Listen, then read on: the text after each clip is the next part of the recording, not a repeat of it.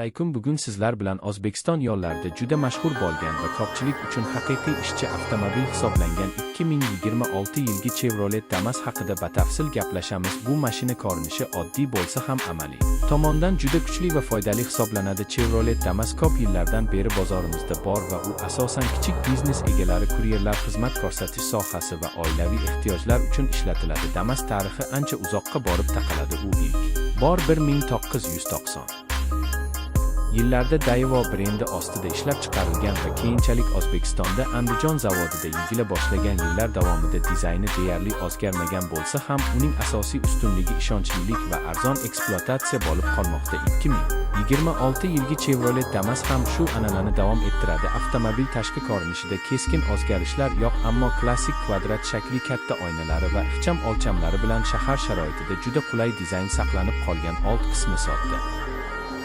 faralar, bamper va Chevrolet belgisi bilan tanish ko'rinishga ega. Ichki saloniga kelsak, hammasi oddiy va tushunarli. Asboblar paneli, mexanik boshqaruvlar, qulay o'rindiqlar va keng ko'rinish beruvchi old oynalar mavjud. Damasning asosiy kuchi kapot ostida emas, balki uning amaliy imkoniyatlarida.